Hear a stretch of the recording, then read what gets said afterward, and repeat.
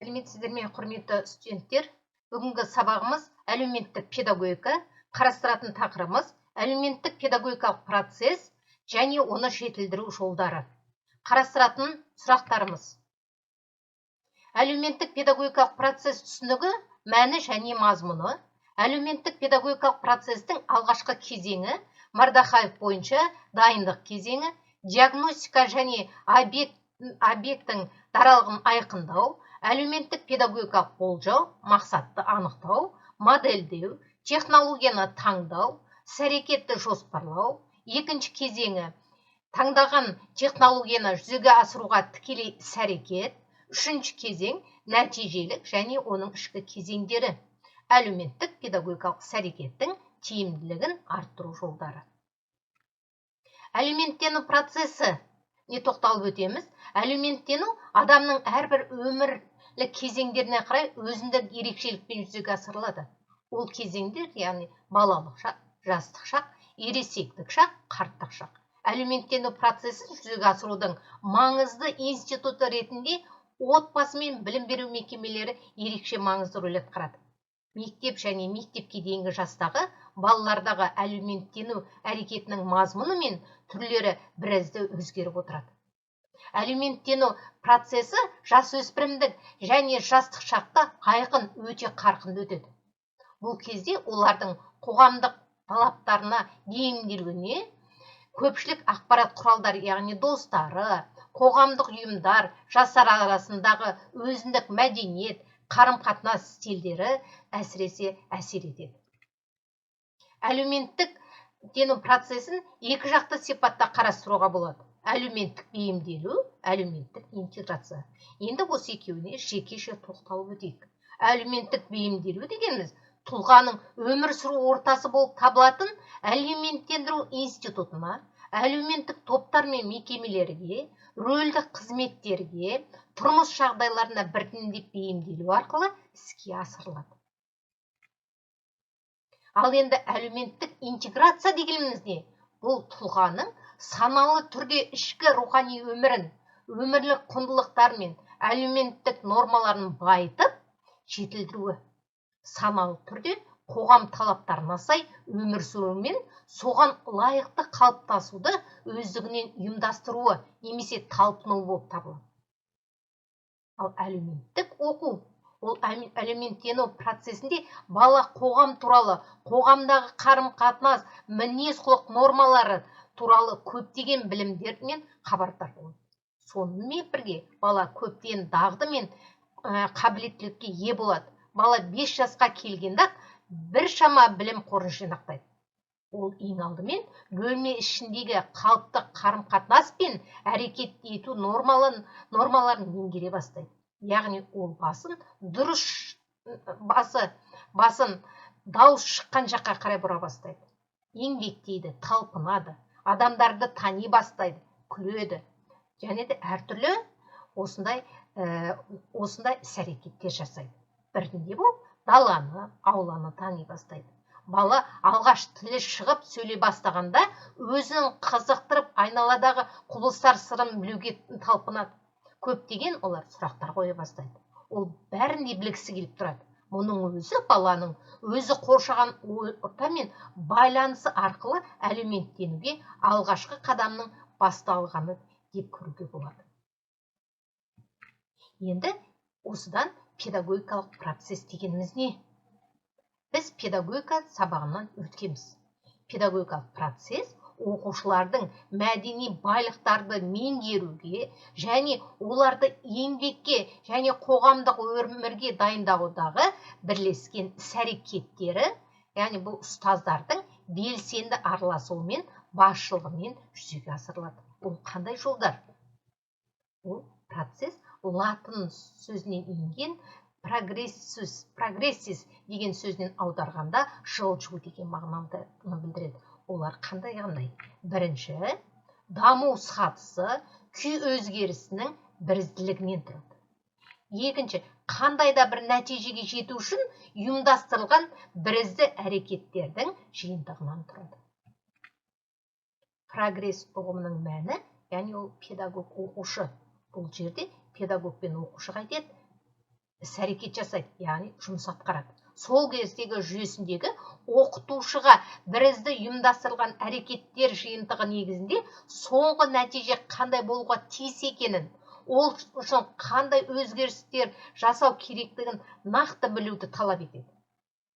Осы педагогикалық процесті болашақ мамандар даярлығын қалыптастыру мәселелерін Қазақстанда ғалым педагог, өздеріңіз білесіздер, Хмелдің ғылым мектебі зерттеп келеді. Педагогикалық процестің мәнін айқындау, оның көптеген элементтерін айқындаумен байланысты болады. Тағы бұл педагогикалық процестің элементін алғаш енгізген Калашников болған. Ол педагогикалық процесс құрылымынан келіп шығады.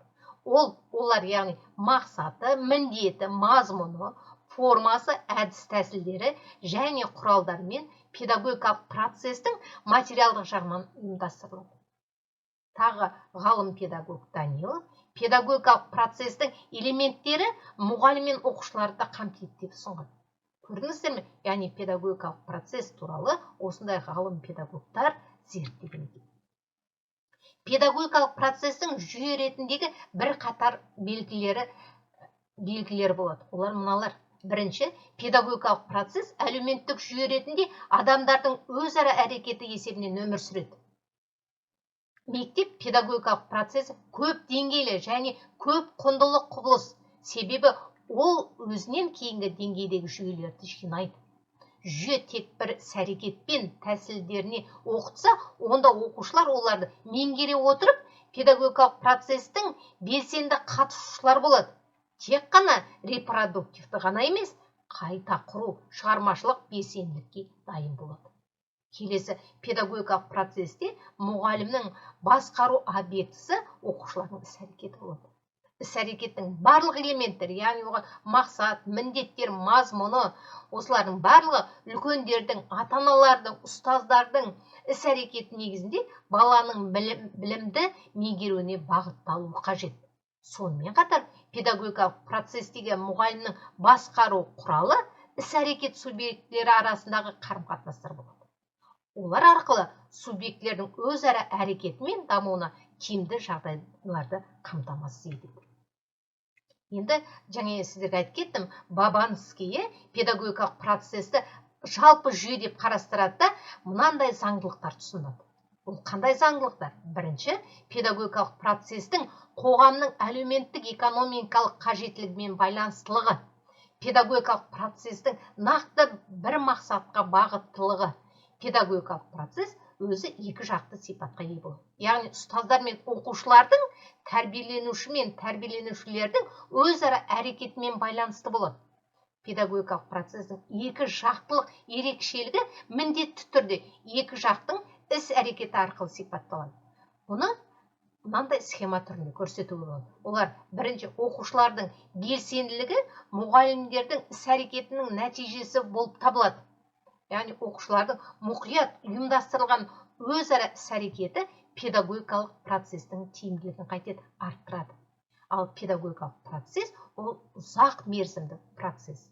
Педагогикалық процестің қызметі оның мазмұнына, сынып ұжымындағы әрбір оқушының жас және ерекшеліктеріне сәйкес ұйымдастыруға байланысты анықталады. Енді әлеуметтік педагогикалық іс-әрекет дегеніміз. Ол отбасында не әлеуметтік тәлім-тәрбие мекемелеріндегі көмекке мұқтаж адамдармен жұмыс істеуге бағытталған. Бұл жұмысты жалпы педагогикалық білімі бар адамдар ғана сауатты жүргізе алады. Әлеуметтік ауыр жағдайлардың құрбандығы болған, не болмаса әртүрлі техногенді табиғи ахуалдардың салдарынан, тосын оқиғалардан мүгедек болып қалған, не болмаса ақыл есіне зақым келген, денесі зардап шеккен жеке тұлғаларға, не бүкіл бір адамдар қауымына көмек беру, оларды оқыту және тәрбиелеу жұмыстары бұл әлеуметтік педагогиканың құзырлығында. Яғни әлеуметтік педагогика осы іс-әрекеттерді зерттейді. Педагогикалық іс-әрекет кәсіби іс-әрекеттің бірі ретінде өсіп келе жатқан жас буынға білім беру, оларды тәрбиелеу мен дамыту болып табылады. ол педагогтардың көмегімен балабақшада, мектептерде, білім беру мекемелерінде жүзеге асырылады. Ал әлеуметтік педагогикалық іс-әрекет дегеніміз баланың әлеуметтену мәселелеріне бағытталған, әлеуметтік педагогикалық іс-әрекетке гуманизм мен қамқорлық жатады. Ал гуманизм адамның жеке тұлға ретінде оның құқықтары мен бостандықтарын өзін-өзі бағалауын мойындайды. Қамқорлық, көмек көрсетуге даярлық. Сондықтан әлеуметтік педагогикалық принциптеріне баланың жеке тұлғасын сыйлау, бала қандай бала оны қалай болса, қалай қабылдаса, солай қабылдау. Яғни осының барлығы қайсы осы әлеуметтік педагогикалық іс-әрекетке жатады. Әлеуметтік педагогикалық процестің алғашқы кезеңі Мардахаев бойынша 2 кезеңге бөлінеді. Бірінші кезеңі дайындық кезеңі.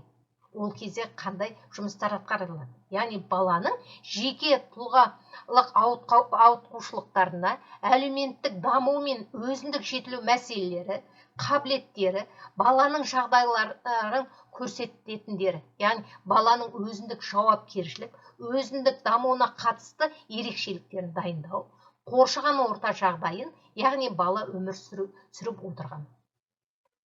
Мәселелердің адрестік бағалау. Бала нені керек етеді? Онымен қандай жұмыстар жүргізу керек?